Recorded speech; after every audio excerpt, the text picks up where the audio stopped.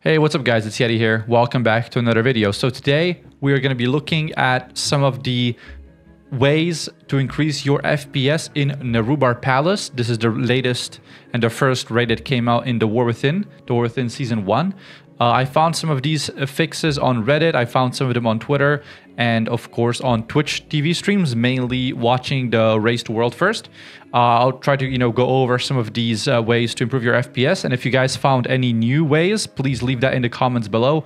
Maybe I forgot something, so we can all try to have, a little bit better FPS if possible, because it's quite unplayable in some fights. Like, for example, the Silken Court seems to be absolutely crazy. So the first way to improve your FPS, this is a really old method, you might know about it, is basically reducing your render scale in World of Warcraft. What render scale does is, basically it's like lowering a resolution in the game, but you don't actually get like your UI or your window messed up.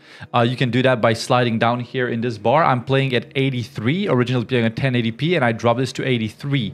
But as you can see, the game still looks very, very smooth, because World of Warcraft has some sort of like upscaling option. Sometimes reducing this will actually make the game look better and sharper by itself. And the reason that happens is because I'm using resample sharpness on 0 right here, and I'm using Fidelity FX Super Resolution 1.0. So it's like some sort of like method to make the game look a lot sharper. If you have this option, use it, and then copy the settings I have here where I dropped a little bit of the render scale. And this is like a way to get FPS pretty much in all situations in World of Warcraft. And it does not, make the game look worse at all. As I said, in my opinion, it makes it look sharper and better. So try to do that and try to play around with that.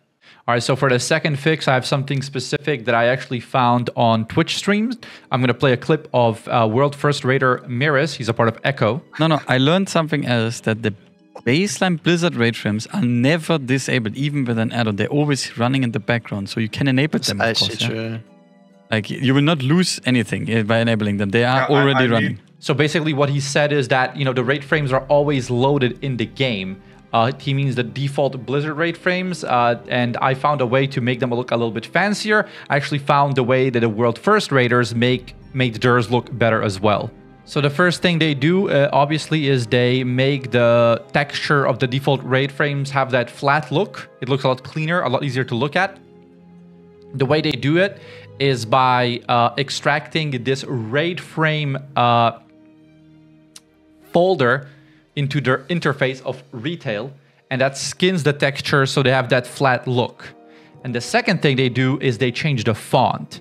And obviously the way they do that is they have an auto run of a code, and you could get an add-on for this, but I just did it with details because that's what the World First Raiders use that as well. So they went into the auto run code that is inside details. This is the damage dealing add-on that you go into the auto run code, and you can copy this code that I will leave in description that is going to make your font have a black border around it, because sometimes, in my opinion, on default raid frames, it is very, very hard to read somebody's name, especially if they are a priest, because it's white on white, and removes the shadow and adds the border around it. Also makes it use the default WoW font at size 11. Obviously, another way that you can improve your FPS is by getting 2 add-ons. They are called Bug Grabber and Bug Sack.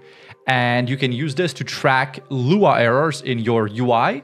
Right now, I have no errors. Basically, Lua errors are caused by your add-ons trying to perform things that are just, not working or not logical, or if they're out-of-date add-ons, they're often trying to call for functions that are no longer supported. So you want to get add-ons Bug Grabber and Bug Sack. You need to make sure once you get this add-on to mute it. Otherwise, you're going to hear this fatality sound over and over again. You might have heard it if you play WoW a lot before.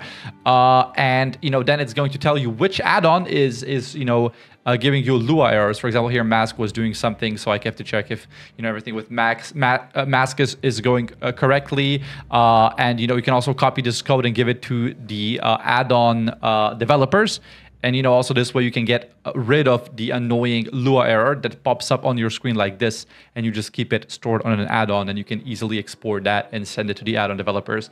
This is what I use to troubleshoot which add-ons or potential weak auras are causing errors, which are almost always negatively influencing my game performance.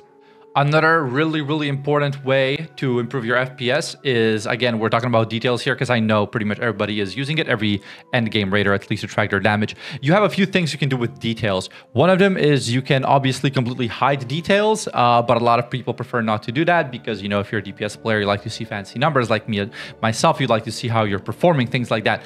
But what you can do is you can change the update interval of details. Having it on 0.05 is going to completely ruin your FPS. Having it on, let's say, 3, you know, it sounds silly and it's going to look pretty bad, but it's going to actually keep your performance much better. You can test to see what it looks like. You know, I had on 0.3 earlier, maybe using 1 second would be fine as well. Realistically, you're not staring at details and it's going to be updated at the end of the fight. So I really recommend you to try to play around and see how much of a difference this makes, and you'll be surprised. You know, or for example, if you have multiple windows open, you could also disable them and only have damage done displayed because, you know, you are, you know, making sure that there's less moving bars constantly counting the damage and the healing on your screen. There is another situation that's happening right now in the latest patch of World of Warcraft. As you guys know, you have raid and base settings. Raid settings are supposed to be applied inside the raid, while base settings are applied in the open world.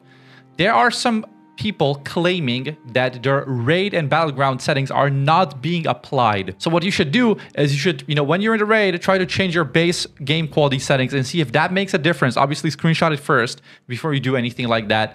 But yeah, people are saying that, you know, this check here, this tick is not doing anything at all, and they are using their base settings inside raids. And if you're somebody who's running ultra settings, you know, in raids and like in the open world, that might actually be converting into a 30-man raid and then, you know, clogging up a lot of FPS that way. So yeah, just actually, like, for real, try to change this setting and see if it makes any difference, because I saw people saying that it actually does. Of course, another add-on that is clogging up a lot of performance is pler. I think almost everybody is using this add-on, and I'm not going to tell you to stop using this add-on. Instead, I'm going to ask you to go check how many scripts and mods you are running in your pler, because they might be heavily clogging up your resources, right? One of the best ways to optimize is probably to just, you know, open up a new profile, start from fresh, and import whatever profile of a streamer you're using. I know, for example, Jundies has one of the most popular pler profiles that a lot of people use. Another thing that is connected to every add-on that is used for nameplates is friendly nameplates.